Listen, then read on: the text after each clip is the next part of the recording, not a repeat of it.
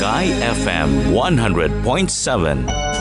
Barangay Love Stories. Barangay Love Stories.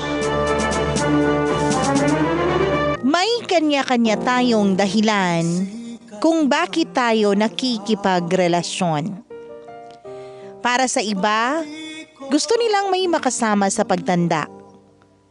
Para naman sa iba, gusto nilang ma-enjoy ang buhay na meron sila ngayon. Ikaw ka, barangay, ano ba ang dahilan sa iyong pakikipagrelasyon?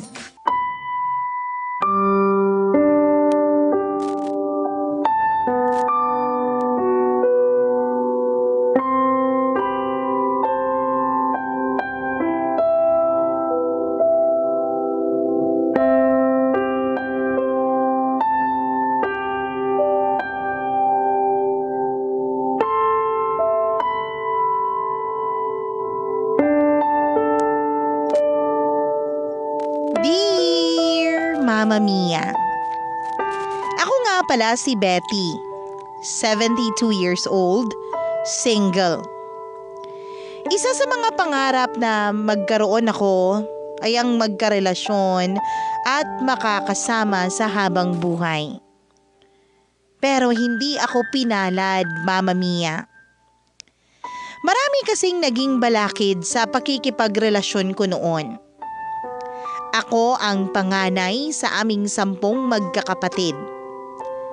Bilang panganay, inasahan na ng mga magulang ko na ako na ang magsisilbing ikalawang magulang sa aking mga kapatid. Kaya naman, imbis na humanap ako noon ng magiging kabiyak, naghanap na lang ako ng paraan para makatulong sa pagpapalaki sa mga kapatid ko, Mama Mia. Hindi ko naman yun ikinasama ng loob. Mahal ko naman ang pamilya ko at hindi ko yun nakitang obligasyon lang. Yun nga lang, Mama Mia, nung nagkanya-kanya na ang mga kapatid ko at pumanaw na ang mga magulang ko, tsaka ako nakaramdam ng pag-iisa. Malungkot pala ang maiwang mag-isa, Mama Mia. Nahuli na ako sa biyahe. Nagkauban na ako pero wala pa rin akong asawa. Hanggang isang araw, tinanggap ko na lang ang katotohanan na baka nga ito ang binigay ng Diyos sa akin. Nakontento na lang ako sa aking mga halaman at pag-aasikaso ng aking munting tahanan. Payapa pa rin naman ang naging buhay ko, Mama Mia. Pero aminado naman akong paminsan-minsan, naiisip ko kung ano kaya ang pakiramdam na meron kang kasama at katuwang sa buhay. Hanggang isang araw, Mama Mia, ay may nanligaw sa akin. Si Gibo. Kaidaran ko rin siya. Biyudo na siya at wala nang kasama sa buhay dahil may mga sariling buhay na ang kanyang mga anak. Kapit-bahay ko lang siya noon at hindi ko nga inasahan na isang araw, magsasabi siya ng intensyon niya sa akin na ligawan ako.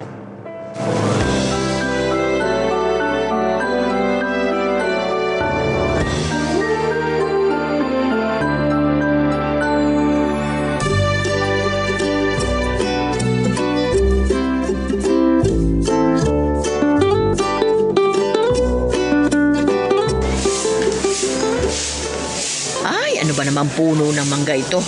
Kanina pa naglalagas ng dahon, nakakapagod magwalis. Ikaw naman punong mangga. Sobra ka naman. Araw-araw na lang naglalagas ka. Kawawa naman ang likod ko sa kawawalis.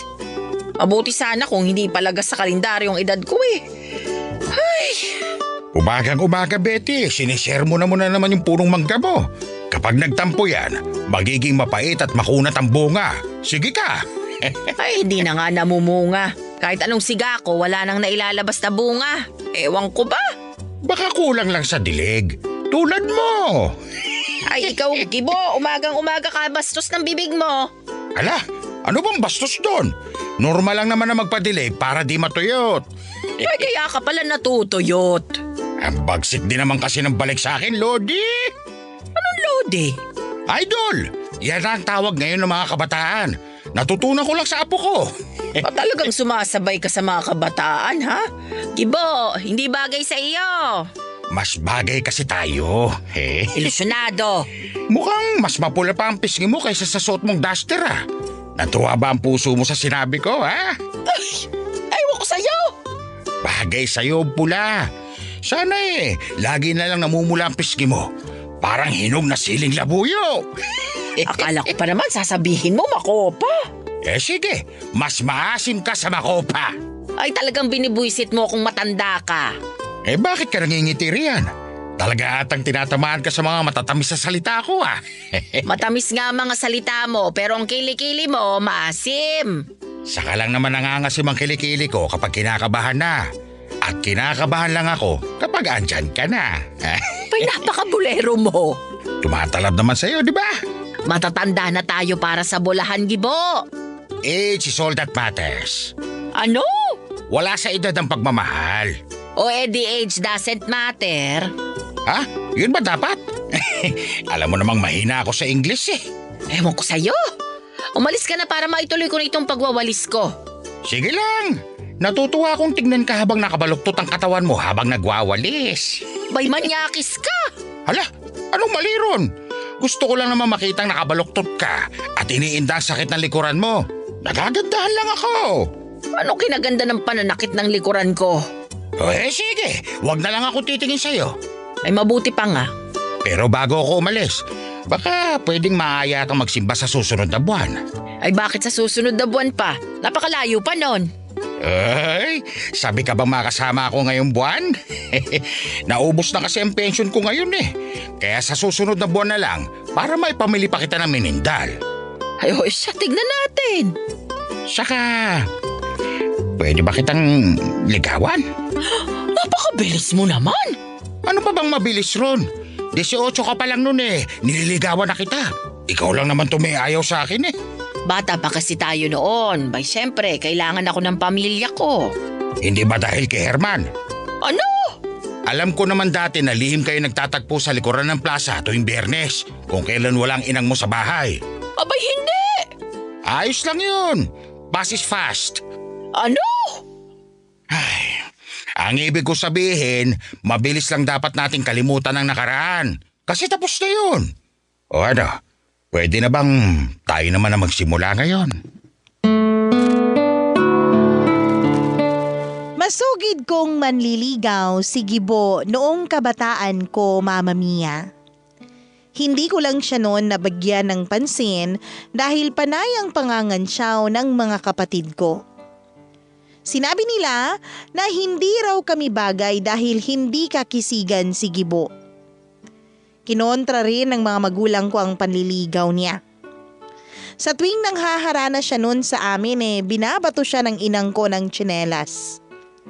Naaawa naman ako sa kanya kahit sabihin pang hindi nga ako nagkagusto sa kanya. Mabait naman kasi sa akin noon si Gibo at nakasama ko siya sa pag-aaral. Totoong mahina rin ang utak niya noon pero masipag naman siyang matuto. Iyon ang isang bagay na nagustuhan ko sa kanya. Hindi nga lang kami umabot na maging magkasintahan noon dahil marami ang humadlang. Bukod pa roon, Mama Mia, nakilala ko na rin kasi si Herman. Kaidaran din namin siya ni Gibo. Napakatikas ni Herman at marami ang nagkagusto sa kanya sa purok namin. Napakasaya ko nang pinansin niya ako, Mama Mia. Pero hindi rin naging pabor ang pamilya ko kay Herman. Lalo na ang tatay ko. Kaya naman nung nanligaw na siya sa akin, nilihim namin yon. Nagkagusto talaga ako sa kanya, Mama Mia. Kaya totoo yung sinabi ni Gibo na madalas niya kaming nakikita na nagtatagpo sa likuran ng plaza. Hindi ko lang inakalang nakita niya pala kami noon. Akala namin naging maingat na kaming dalawa ni Herman. Kaya siguro tinigil ni Gibo ang panliligaw niya dahil nakita niyang iba ang nagugustuhan ko. Pero hindi rin nagtagal ang pagkakamabutihan namin ni Herman, Mama Mia. Napagod siyang hintayin ang matamis kong oo. Kaya naman marami siyang babaeng niligawan. Nasaktan ako dahil hindi niya ako nagawang hintayin. Hindi naging kami ni Herman. Pero siya ang una't huli kong nakamabutihan hanggang sa isang araw tumanda na nga akong dalaga. Nakatira pa rin siya malapit sa amin, Mama Mia, tulad ni Gibo.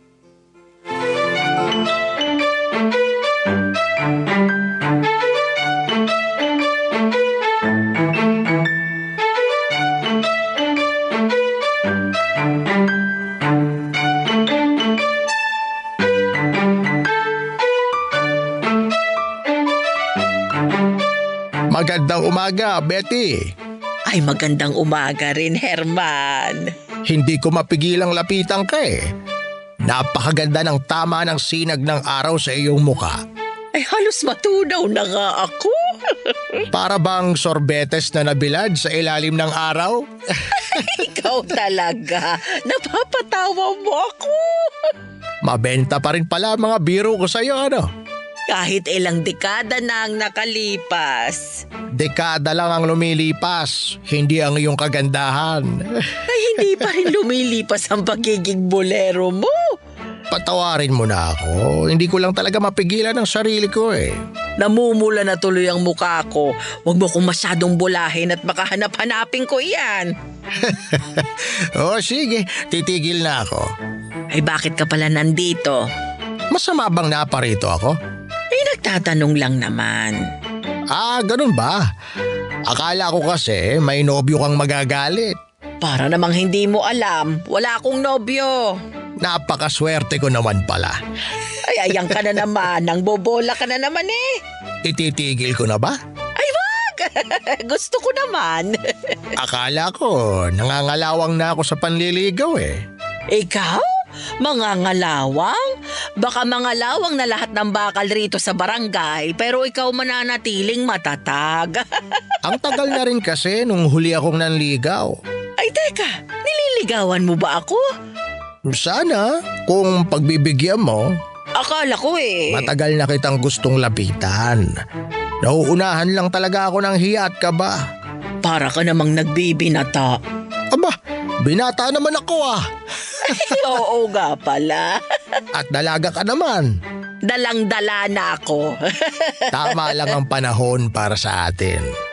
Ay, bakit kaya hindi naging tama dati, ano?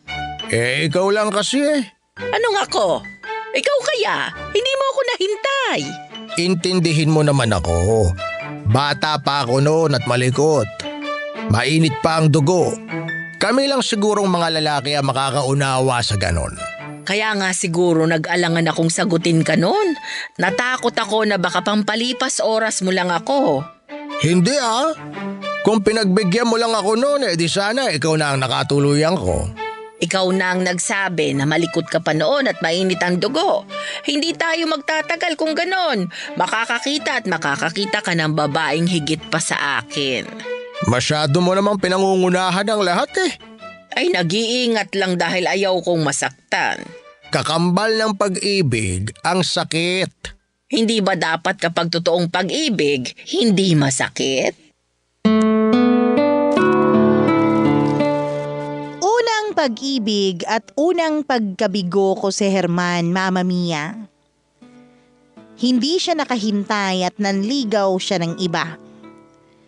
Pinaliwanag ko naman sa kanya ang sitwasyon ko noon pero sinabi niyang mas magandang wag na lang niyang ituloy ang panunuyo sa akin. Sinabi rin niya na kung mahal ko siya, ipaglaban ko siya sa pamilya ko at sa ibang responsibilidad ko. Hindi ko siya napagbigyan kaya naman tinalikuran niya ako at nanligaw siya ng iba. Nasaktan ako noon sa tuwing nakikita ko siyang may ibang kasabay na babae. Hindi nga niya ako kinausap mula nung natapos kami. Marami ang nahumaling sa kanya nung kabataan niya. Kaya hindi rin siya nabakante at halos buwan-buwan may bago siyang girlfriend. Bukod sa akin, marami pa siyang ibang babaeng nasaktan at napaasa. Hindi nga pumirmi noon si Herman sa iisang babae lamang dahil alam niyang hinog na hinog pa siya. Matagal bago ako nakalimot sa kanya, Mama Mia. Nilisan niya ang aming lugar at nakipagsapalaran siya sa Maynila. At nung hindi ko na siya nakikita, dun pa lang ako nakalimot sa kanya. Nalaman ko mula sa mga kakilala namin na hindi siya nakapag-asawa. Marami kasing nagkagusto sa kanya nung kabataan niya kaya naman sinulit niya ang mga yun. Nabalitaan ko rin na muntikan na siya dating maitali sa isang babae dahil inakalang nabuntis niya ang babaeng yun. Dapat nga natuto na siya noon pero pinagpatuloy pa rin niya ang pambababae niya. Nawalan ako ng gana sa kanya dahil akala ko may pag-asa pa kaming dalawa. Hanggang sa tinanggap ko na lang ang katotohanan na imposibleng maging kaming dalawa ni Herman. May edad na siya nung nagdesisyon siyang bumalik sa aming lugar para mag-retire, Mama Mia. Nagnegosyo na lang siya ng mga kambing at mga manok. Tulad ko, hindi rin siya nakapag-asawa. Masyado niyang sinulit ang pagkabinata niya na hindi na niya naisip na kukulubot din ang balat niya. Hindi niya naisip na darating ang panahon na mauubos din ang mga babaeng humahabol sa kanya. Sabay ngang nanligaw sa akin sina Herman at Gibo, Mama Mia. Nalito ako kung sino sa kanila ang sasagutin ko. Napailing na lang ako dahil hindi ko inasahan na sa edad ko bigla na lang akong pamumugaran ng mga manliligaw. Hindi pa nga ata talaga huli ang lahat para sa akin. Kahit kilala ko na silang pareho nahirapan pa rin akong magdesisyon kung sino sa kanilang dalawa ang pipiliin ko. Sinabi ng mga kaibigan ko na hindi na raw dapat ako maging mapili dahil matanda na ako. Sinagot ko naman sila at sinabing kahit lipas na ang edad ko, karapatan ko pa ring mamili ng makakasama ko hanggang sa aking huling hininga. Pareho ko silang nagustuhan. May kanya-kanya silang paraan ng panliligaw na kinaaliwan ko, Mama Mia. May mga pakulo sila na hindi ko inakalang magagawa pa rin nila sa edad namin. Naligayahan ang puso ko sa tuwing nagpapakita sila sa akin ng interes. Naramdaman ko naman sa kanila na totoo ang intensyon nila sa akin at interesados talaga silang maging parte ng buhay ko. Ang kailangan ko na lang gawin siyasatin kung mabuti kung sino ba talaga ang makakasundo ko kapag nagsama na kami. Si Gibo noon kapag nanliligaw laging may baong biro. Ilang beses na nakitang sikmura ko sa kakatawa sa mga biro niya. Minsan nga di niya sinasadya ang pagbibiro niya pero natatawa pa rin talaga ako. Isang puntos yun para kay Gibo.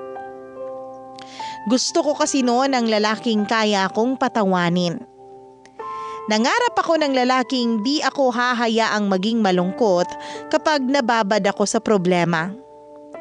Nangarap ako ng isang lalaki na kahit sa gitna ng pagluha, kaya niya akong mapatawa, Mama Mia. Pero syempre, hindi lang naman yon ang kailangan ko sa isang lalaki.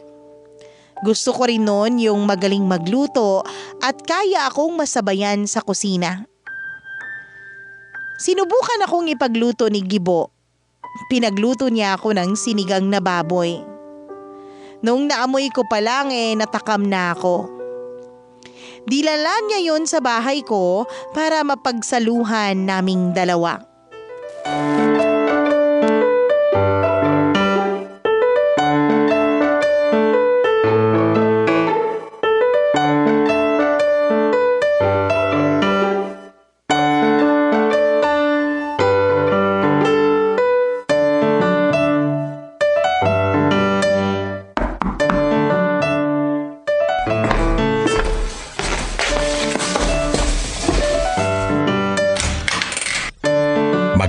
tanghali, Betty. Ano ginagawa mo rito? Nanliligaw. Ang aga naman. Hindi ba dapat gabi ka manligaw? Nung panahon natin yon. Doon ako nasanay eh. Takot ako lumabas sa gabi. Baka may sumunod na engkanto sa akin pa uwi tapos ayahin ako magminindal. Hanggang ngayon, naniniwala ka pa rin sa engkanto? Ang tanda mo na para riyan, Gibo. Age doesn't matter pagdating sa paniniwala sa mga multo. Abay, nagamit mo rin ng tama ang kasabihan na yan ah. Sa multo nga lang. Kumain ka na ba? Ay, mamaya pang konti. Tinatahi ko pa kasi itong blusa kong napunit. Sakto lang pala ang dating ko. Pinagluto kita ng sinigang na baboy. Ba't nagluluto ka pala? Papasukin mo na ako para mapagsaluhan na natin itong dala ko. Ay, oo pala. Pasok. Halika sa kusina. Dalian natin habang mainit pa itong sabaw. Oo na. Ilapag mo na yung sinigang dyan sa mesa at kukuha lang ako ng kubyertos. Damihan mo na rin yung kanin. Ay, hindi ako nagkakanin eh. Diet yarn?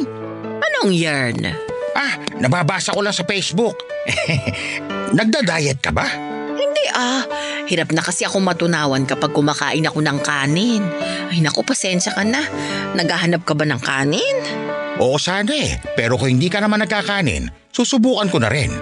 Kailangan masanay na akong walang kanin para makasabay ako sa'yo kapag nagsasama na tayo. Kampante ka naman masyado na magiging tayo. Kampante talaga ako, lalo kapag natikman mo itong sinigang ko. Sige na. Itong kutsara mo. Ay, salamat. Mauna ka na tumikim. Teka, dito na lang ba tayo sa iisang mangkok kakain? Hayaan mo na magkapalitan tayo ng laway. Para matikman ko rin ang laway mo kahit nakahalo lang sa sinigang. Ano ba naman yan, Gibo? Kung sakaling kulangin sa asim yung sinigang, makakatulong yung asim ng laway natin. Mauuna na akong tumikim ha? Nagutom akong bigla eh. Damihan mo! Naku, napakaasim naman ito. Malamang sinigang. Hindi naman pwede maging matamis yan. Masyado ngang maasim, hindi ko ata kaya. Hindi naman na. Tikman mo kaya. Sakto lang ang dinurog ko sa palok at kamyas. Nilagyan ko pa nga ng powder na pangpaasim Mga 5 sachet yun. Sachet? Pero napakarami naman kasi nang nilagay mong pangpaasim. Lagyan mo na lang ng patis. At saka bakit parang lasang sunog? Baka yan yung sibuyas. Napabayaan ko kasi sa ilalim. Hindi ko nahalo kaya nasunog. Ay, nilaksan mo siguro yung apoy Oo, para maluto ka agad yung baboy. Nagmamadali kasi ako na lutuin yan para makaabot ng pananghalian. May mga bagay na hindi dapat minamadali. Sa pagkain lang. Pero kapag sa panliligaw, baka naman pwedeng madali mo nang sagutin ako. Ay naku, Gibo. Tignan mo nga at hindi na maganda ang naging epekto ng pagmamadali mong magluto nitong sinigang. Paano pa kaya kapag minadali kitang sagutin? Hindi ko naman talaga totoo minadali ang pagluluto. Hindi lang talaga ako marunong. Sinubukan ko lang naman ipagluto ka. Kasi sabi mo dati nung bata pa tayo, ikaw lagi ang nagluluto. Gusto ko lang namang iparanas sa'yo kung paano yung ikaw naman ang ipagluluto. Mama Mia, nanikip ang dibdib ko sa sinabi ni Gibo. Hindi dahil inaatake na ako sa puso, kundi naramdaman ko talaga ang sinseridad niya. Naalala pa rin niya yung sinabi ko nung mga bata pa lang kami. Naalala niya na minsang sinabi ko na sa bahay namin, ako lagi ang inaasahang magluto. Kahit nga tuwing kaarawan ko noon ako pa rin ang nagluluto ng panghanda ko. Inalagaan ko ang pamilya ko at nakalimutan kong alagaan ang sarili ko. Lahat ng kailangan ng pamilya ko noon, lalo na ng mga kapatid ko ay sinikap kong mabigay kahit mawalan ako. Masyado akong nasanay na ibang tao ang inaalagaan ko, hindi ko man lang naisip na kailangan ko rin pala ang pag-aalaga. Kaya nga isa yun sa mga dahilan kung bakit hindi ko na rin piniling makipagrelasyon dahil pakiramdam ko, Mama Mia, hindi ko na kayang magdagdag pa ng bagong aalagaan. Naglaan na lang ako ng panahon para maalagaan ko naman ang sarili ko matapos kong alagaan ang buong pamilya ko. Ang niluto ni Gibo ang unang pagkaing natikman ko na hindi ako ang nagluto, Mama Mia. Totoo namang hindi yun masarap. Inamin ko naman yun sa kanya. Pero hindi yun naging mahalaga sa akin. Napakasarap pala sa pakiramdam na ako naman yung nakatikim ng pag-aalaga. Pinamulat sa akin ni Gibo na oras na rin para hayaan kong ibang tao naman ang mag-alaga sa akin. Naiyak na lang ako sa sinabi niya pero nagpanggap na lang ako na masyado lang akong naasiman sa sinigang niya kaya ako naluha. Naniwala naman si Gibo at panay ang hingi niya ng tawad sa akin dahil sa niluto niya. Niremedyohan ko na lang ang niluto niyang sinigang. Tinuro ko sa kanya kung paano dapat magluto. Nakinig naman siya at humingi pa ng listahan. Sinabi niya sa akin na gagalingan niya raw sa susunod. Napangiti ako, Mama Mia, dahil may isang taong gustong aralin kung paano ako alagaan at kung paano ako pasiyahin.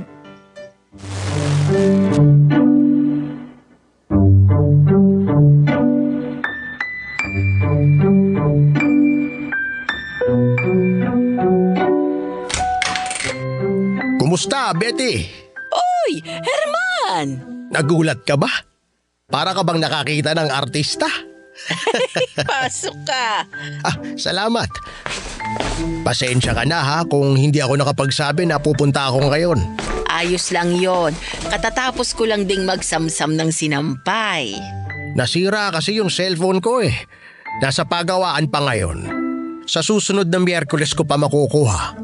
Kahit naman i-text o tawagan mo ako, wala rin. Mahina ang signal ko rito sa bahay. Parang di nagbago ang bahay na pamana sa iyo ng mga magulang mo ah. Bahay mo na lang siguro ata ang hindi na bago rito sa purok natin. Sinadya ko talaga. Para maalala ko pa rin ang kabataan ko, lalo na sina Inang. Ito na lang kasi ang naiwan nila sa akin. Mabuti ka pa. Nasa sulok-sulok lang ng bahay na to ang mga alaala nyo ng pamilya mo. Ay, naku, wag na nga nating pag-usapan yan at naluluha lang ako. Ay, naku, pasensya ka na. Sana hindi ka pa kumakain kasi may dala akong dinuguan. Ay, bagay dyan ang puto. May natira pa ako sa kusina. Halika. Ilalapag ko na tong dinuguan dito sa mesa, ha? Para naman matulungan kita riyan. Kukunin ko lang naman itong puto. Kaya ko na ito. Maupo ka na riyan. Ay, sige. Eto, uupo na ako rito. Eto na ang puto. Nagutom ako bigla. Ay, teka, gusto mo ba ng kanin? Hindi ako nagkakanin. Nakakalaki kasi ng tiyan eh. Parehas tayo. Pero hindi dahil ayokong lumaki ang tiyan ko. Sadyang mahirap lang akong matunawad. Magkakasundo pala tayo. Tara. Lantakan na natin itong dinuguan.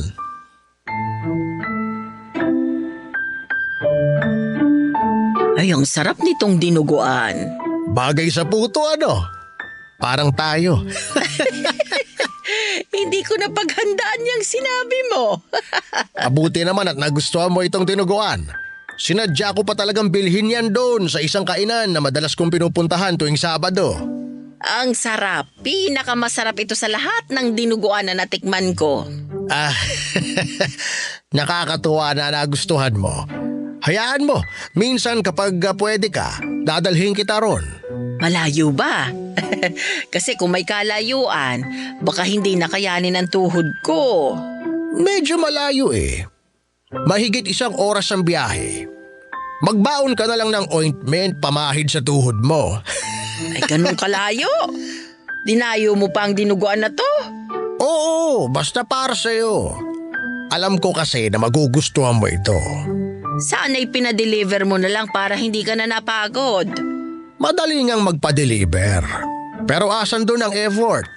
Sa panahon ngayon, bihira na lang ang nagpapakita ng effort para sa mga nililigawan nila.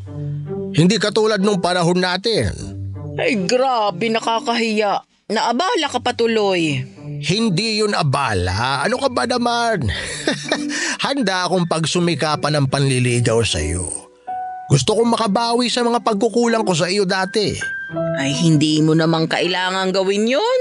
Hindi ko nga kailangan gawin, pero gusto kong gawin.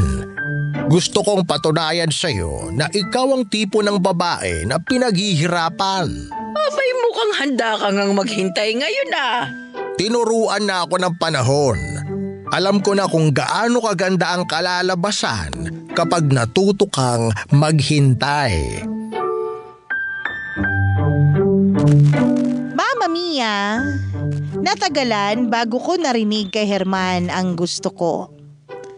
Naluha ako dahil sa wakas, kaya na niyang maghintay. Malaking tulong ang mga naranasan niya para maisip na may magandang dulot ang paghihintay. Natuwa ang puso ko nung nakausap ko siya. Para bang nadugtungan yung naudlot naming nakaraan. Dati inaasam-asam ko yung pakiramdam na liligawan at hihintayin niya ako. Tapos heto't naranasan ko na rin sa wakas. Natagalan nga lang pero ayos lang yun para sa akin. Hanggang sa dulo, napakilig pa rin niya ako. Yun ang nagastuhan ko kay Herman, Mama Mia. Kaya niyang palambutin ang puso ko noon sa mga salita niya lamang. Alam niya noon kung ano ang tamang sasabihin sa tamang pagkakataon. Kaya nga maraming nagkagusto sa kaniyang mga babae dahil doon. Siyempre kabilang na ako sa mga babaeng yon. Hindi man siya ang nagluto ng inabot niyang dinuguan sa akin, pero yung effort niya para bumiyahe ng malayo, maihatid lang yun sa akin. Malaking puntos na yon, Mama Mia. Hindi ko naranasan na pag-effortan ako ng ganon. Hinanap ko yun sa pamilya ko dati pero hindi nila iyon binigay sa akin. Ako ang madalas noon na nagsusumikap para maibigay sa kanila ang mga bagay na alam kong magpapasaya sa kanila. Mula sa pagkain hanggang sa mga luho ng pamilya ko, ako ang nagbigay, Mama Mia. Ni minsan hindi ko man lang naranasang ipagbili ako ng isang perasong tinapay, isa man sa pamilya ko. Ako lagi ang nagbibigay kaya siguro wala akong naipon. Dahil lahat ng kinita ko, Mama Mia, ay sa pamilya ko lang napunta. Isa ito sa mga dahilan kung bakit hindi na ako nakipagrelasyon dahil walang-wala na talaga ako. Hindi ko alam kung papaano magsisimula ng panibagong pamilya kung sa pamilya ko pa lang naubos ko na ang lahat. Wala na akong maibigay kung may bago pa akong idadagdag sa buhay ko. Habang tumatagal, Mama Mia, mas lalo akong nahihirapan kung sino ang pipiliin ko, kina Gibo at Herman. Habang tumatagal kasi noon ay mas nakikilala ko sila. Nakita ko tuloy yung mga magagandang katangian nila na hindi ko inakalang meron sila. Nanguna si Herman pagdating sa katalinuhan. Pagdating naman sa pasensya, si Gibo naman ang nanalo. Nagustuhan ko rin silang kausap dahil marami akong natututunan sa kanila pareho. Pareho rin silang naging galante sa akin kahit hindi naman kailangan. Ang nagustuhan ko pa sa kanila noon matandain sila sa mga nangyari noong kabataan namin. Kaya marami kaming napag-uusapan. Pareho rin silang maalaga at hindi nauubusan ng paraan para iparamdam sa akin na hindi ako nag-iisa. Bago matulog noon si Herman tinatawagan niya ako. Samantala si Gibo naman dahil wala siyang cellphone, nagsisingit na lang siya noon ng sulat sa isa sa mga halaman ko. Dahil nga ata sa ginawa niyang yun, namatay ang ilang mga tanim ko, Mama Mia. Nanakit talaga ang ulo ko noon sa kakaisip kung sino ba ang sasagutin ko sa kanilang dalawa. Kaya naman pinapunta ko silang pareho sa bahay para makita ko kung ano ang mga ugali nila kapag kasama ang kanilang karibal. Pinayo lang naman yun sa akin ng kaibigan ko dahil lumalabas daw ang ugali ng isang tao kapag kaharap niya ang kaniyang kakompetensya. Sabado yun ng hapon at kakauwi ko lang galing sa paglilinis sa simbahan namin. Nadatnan ko silang parehong nakaabang sa may pintuan ko. Nagulat ako dahil pareho silang maaga. Inasahan ko kasi na mas mauuna akong dumating kaysa sa kanila. Bala ko kasi noon, Mama Mia, na gawan sila ng merienda. Pero dahil natagalan ako sa simbahan, hindi ko na yun nagawa. May kanya-kanya silang dala noon. Si Gibo ay nagdala ng isang kahon ng hopyang baboy. Si Herman naman ay nagdala ng 3 bote ng gatas ng kalabaw. Lahat ng mga dinala nila ay paborito ko. Kaya mas lalo tuloy akong nahirapang mamili kung sino ba sa kanilang dalawa ang sasagutin ko ng oo.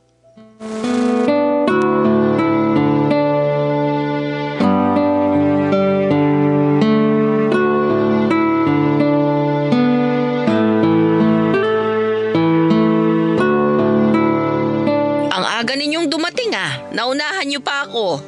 Because the early worm gets the early bird. Bakit uod ang kukuha sa ibon? Ay, ewan ko sa'yo, Gibo. Pumasok na nga kayo. Oh, maupo muna kayo ron sa sofa. Oh, bakit? Saan ka pupunta? Lalabas lang ako saglit. Iiwan mo kaming dalawa rito ni Herman.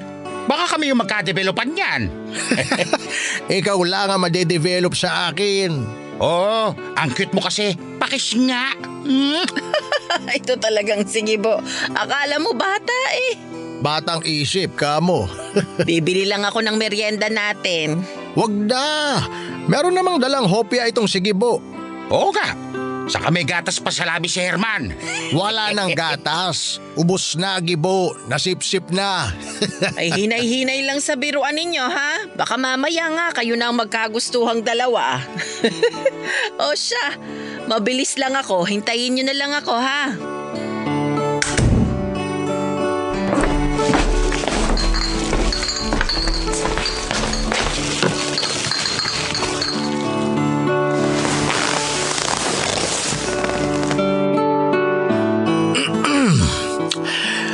Ang linis ng bahay ni Betty, ano? Oo, parang ang sarap magkalat. Loko-loko ka talaga, Gibo. Di ka na nagbago. Puro ka biro. Parang di ka marunong magseryoso eh. Sa ganitong usapan lang naman ako nagbibiro. Kapag seryoso naman sumasabay ako. Baka naman isipin ni Betty di ka seryoso sa kanya. Sige ka, mauungusan kita sa panliligaw niyan. Kay Betty lang ako seryoso. Alam niya yun. Mahilig lang talaga ako magbiro. Nako, bawas-bawasan mo nga yung pagbibiro mo. Baka mamaya ikaw naman yung hindi seryosohin ni Betty. Sabi nga niya gusto niya yung pagiging mapagbiro ko. Sa akin lang daw siya natawa ng malakas. Baka sinasabi niya lang yun para di ka masaktan. Hindi nakakatawa talaga ako. Saka halata namang nagugustuhan niya pagpapatawa ko. Baka yung mga biro mo sa kanya hindi pumapalo. Anong hindi pumapalo? Bentang-benta nga sa kanya yung mga biro ko eh. Lagi siyang tumatawa sa lahat ng mga sinasabi ko. Baka sa'yo siya hindi seryoso. Pinagtatawanan na lang lahat ng sinasabi mo eh. Baka ikaw. Pero ganito man ako, Herman. Seryoso naman ako kay Betty. Ako rin naman, seryoso. Kung seryoso ka, bakit mo siya inayaang mawala sa'yo noon? Bata pa kasi ako noon. Dumaan ka rin naman sa ganun Yung papalit-palit ng babae? Hindi, no? 2 babae lang ang dumaan sa buhay ko. Ang yumao kong asawa at si Betty. Bigla ko tuloy na alala. Di ba lagi kang tinatanggihan noon ni Betty? Kasi kailangan niya asikasuhin ng pamilya niya noon. Naiintindihan ko naman siya. Dahilan niya lang yun. Bakit siya pumayag na suyuin ko noon? Ayaw niya lang talaga sa'yo. Kaya hindi ko alam kung bakit sumusubok ka ulit na suyuin siya kahit alam mong malabo at wala kang tsansa. Siguro nga dahilan niya lang yun sa akin dati para hindi ako masyado masaktan. Pero iba na ngayon. Tingnan mo nga at kasabay pa kitang naliligaw sa kanya ngayon. Kung hindi niya ako gusto, una pa lang sinabi niya na sa akin. Una pa lang, pinili ka na niya. Baka nahihiya lang. Gusto niya rin ako. Pero mas gusto niya ako. Alam mo naman siguro ang nakaraan naming dalawa, hindi ba? Ay, kaya nga nakaraan na yun eh. Tapos na yun. Huwag mo nang masyadong ipagyabang ang nakaraan nyo kasi hindi yun naging maganda. Alam mo naman yun. Oo, aminado naman akong hindi naging maganda ang nakaraan namin ni Betty. Isip bata pa ako noon at mapusok. Pero nagbago na ako ngayon. Gusto ko nang pumirme sa iisang babae na lang. Gusto mong mapirmi sa iisang babae lang? Kasi wala ka namang ibang pagpipilian, di ba?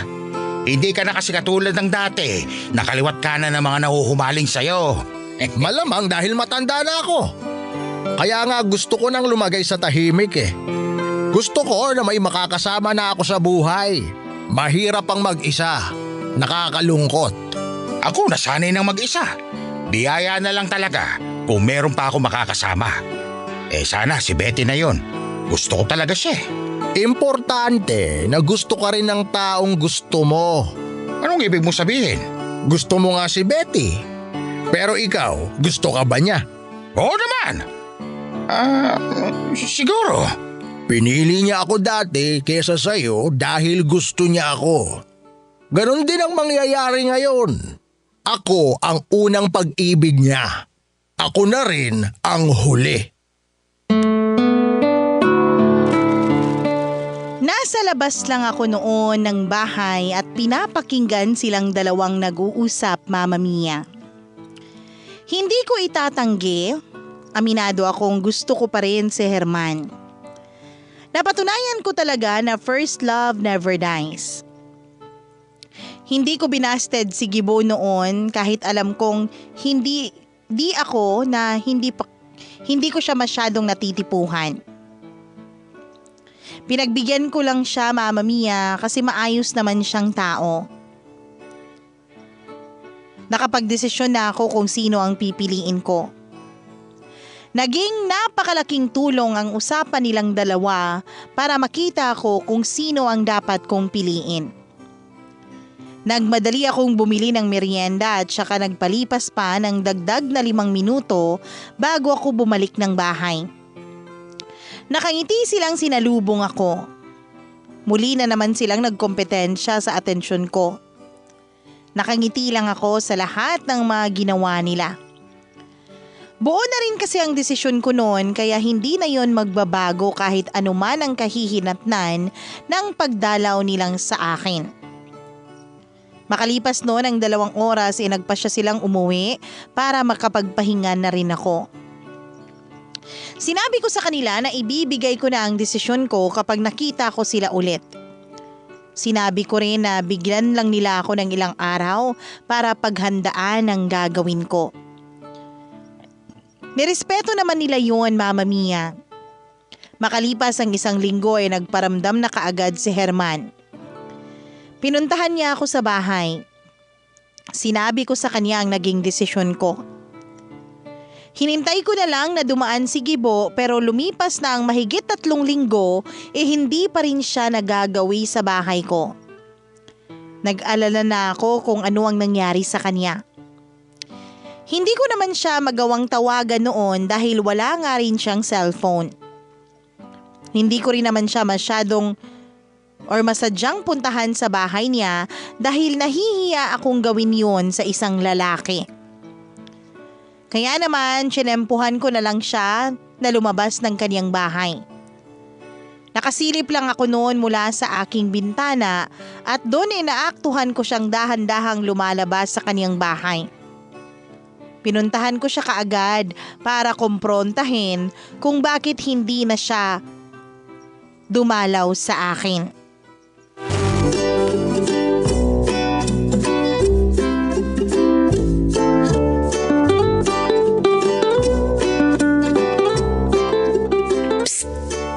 Gibo!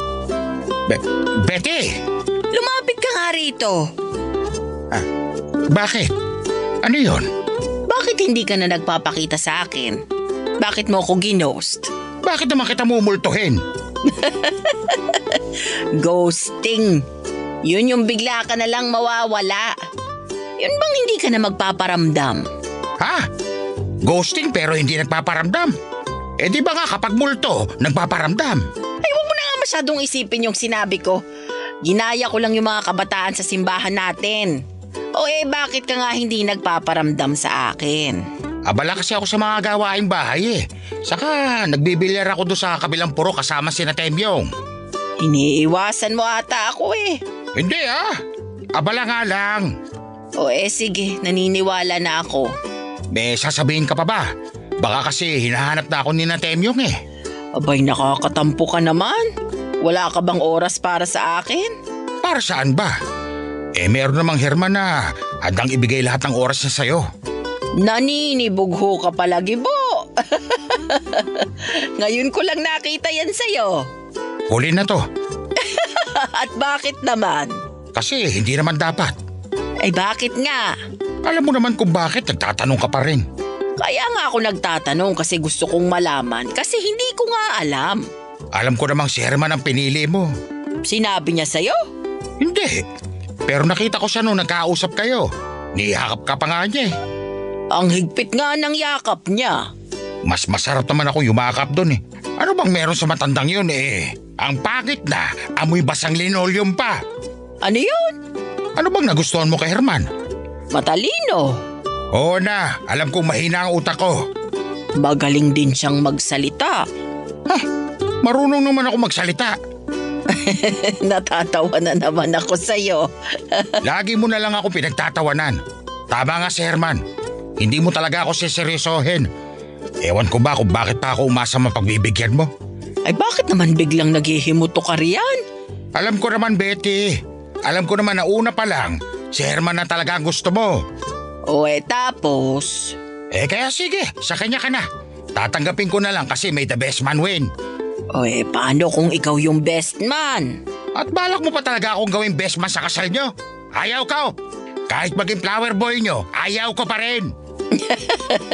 Ano bang sinasabi mo riyan, ha? Tama naman yung sinabi ni Herman sa akin. Importante na gusto ka ng gusto mo. O tapos? Gusto mo siya, gusto ka niya. Ako naman, gusto kita. Doon na natapos ang lahat. Wala nang kakagusto sa akin. Sana all. Ay, Gibo. Hindi ko pinili si Herman. Ano? Ikaw ang pinili ko. Bakit? Kasi gusto mo akong makasama, hindi dahil takot kang mag-isa o dahil kailangan mo lang may makasama sa buhay. Gusto ko na gusto mo akong makasama kasi gusto mo talaga ako. Pero hindi mo naman ako gusto. Maaaring hindi kasing lalim o kasing lakas tulad nung naramdaman ko dati kay Herman. Pero sa'yo, payapa ang loob ko. Alam kong sa piling mo, nasa tama ako. Teka, mamaya na tayo mag-usap. Ha? Ay bakit? Pupuntahan ko lang si Herman para i-congratulate niya ako. Teka lang ha.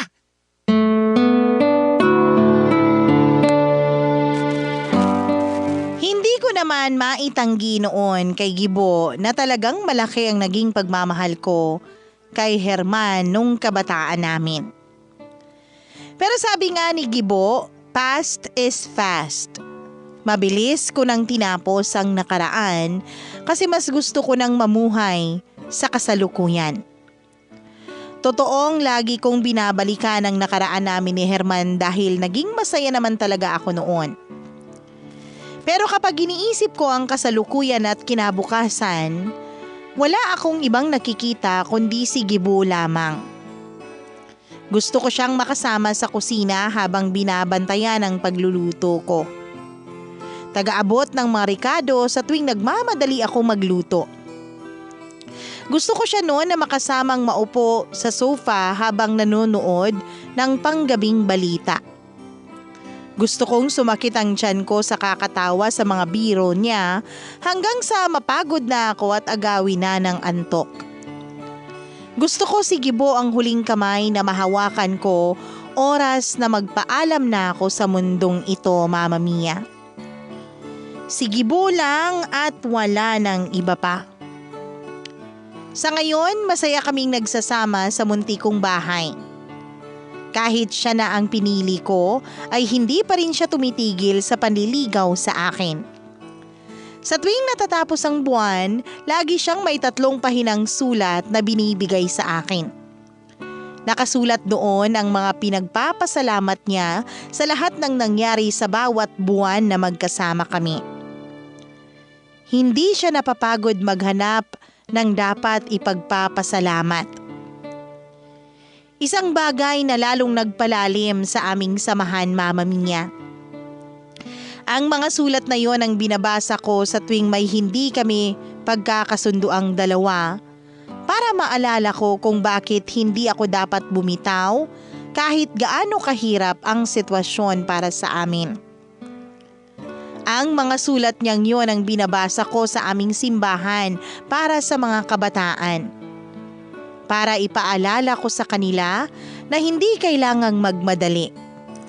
Para ipaalala sa kanila na hindi pa huli ang lahat para makilala natin ang tama at ang payapang tao para sa atin. Maraming salamat, Mama Mia, sa pagbabasa mo ng liham ko. Naway maraming natutunan ng mga tagapakinig sa inyo ngayon, lalo na ang kabataan. Hanggang dito na lang. Pakisabi nga pala kay Gibo na siya lang talaga ang lalaking gusto kong makasama hanggang sa aking huling hininga. Betty.